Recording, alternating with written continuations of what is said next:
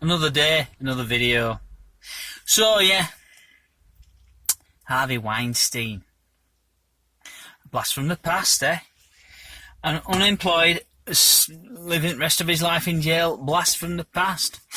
But just watching on YouTube an interview with a lady who was his, I think, personal assistant secretary.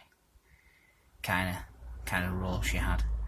And the interview is on YouTube, and it's from BBC. It's that same broad who interviewed Prince Andrew. Broad. That interview lady. That newscaster. Who, interviewed Prince Andrew. But it's from 2017, this particular video, this particular bit. About 20 odd minutes long. And she talks about how back in the 90s, or in 1990, 20 years, she's this woman that's been interviewed, who used to work for Harvey Weinstein. Well, she tried to get him sorted out back then, because she got the job. She talks about how she got the job, and people said to her, look, he's a bit of a fucking deviant old fucker, old Harvey there. He'll be trying it on with you. So, don't be sitting on the couch next to him.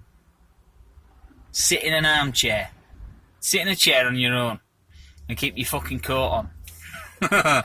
Literally, that's what she was told, this woman. And she basically said, having been told that, she was like, okay, she's ready. She's ready for onslaught of the deviant fucking Whig-malaria, what have you. The smecking and leering. She's been given a heads up, so she's like, okay. And she kind of could deal with that. Her personally, she's like, right, fair enough, 1, 2, 3. If he gets a bit saucy, he's having an elbow in throat. She didn't say that, but I'm just sort of, I'm paraphrasing. I'm putting words into poor lady's mouth. I am. Unlike Harvey Weinstein, who probably want to be anyway. So yeah. But what it was, she was somewhere. I think they were at some film festival or other.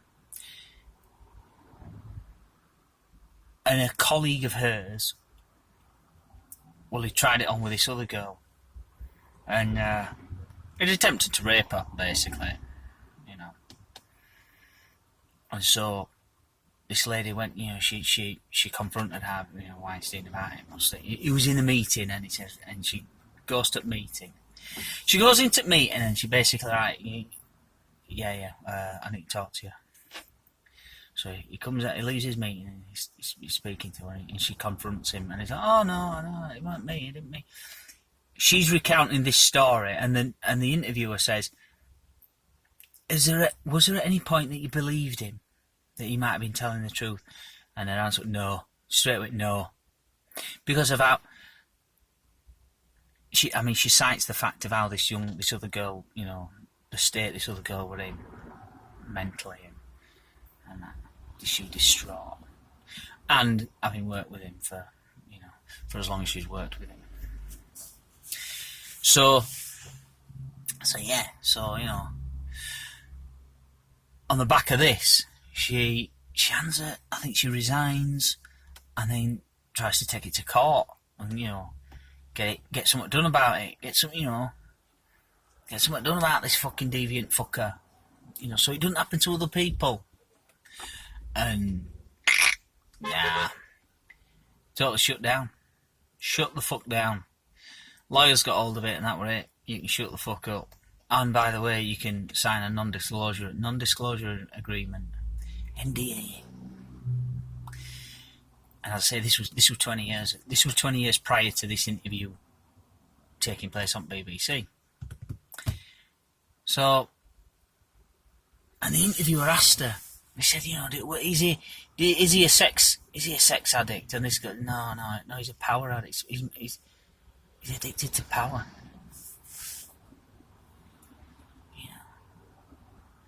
Really interesting. Because she said other things he'd do. You know, anybody who worked for him, he wanted control. And that was the thing, you know. That was you know, that was his shtick, if you want. He wanted control. You know, oh, I'm a sex addict. No, you're a maniac. You're a power mad headbanger. Power corrupts. Power corrupts, and total power is cool. Yeah. Totally cool. Do what you want.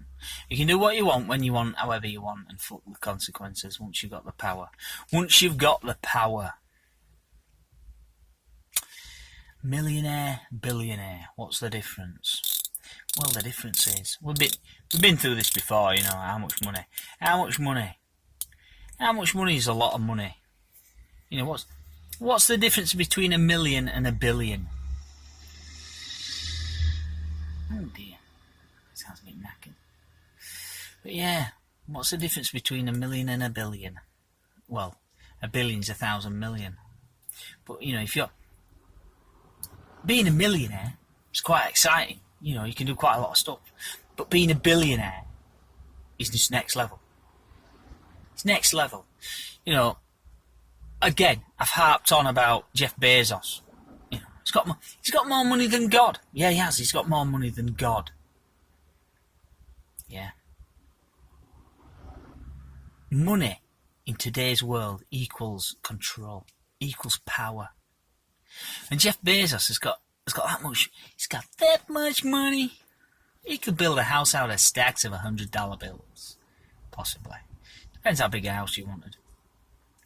But you know, he's recently gone to space.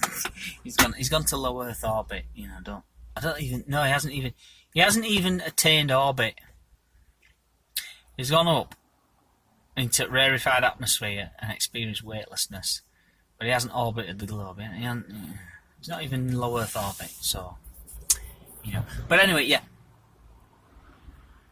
He was beaten into space by Richard Branson.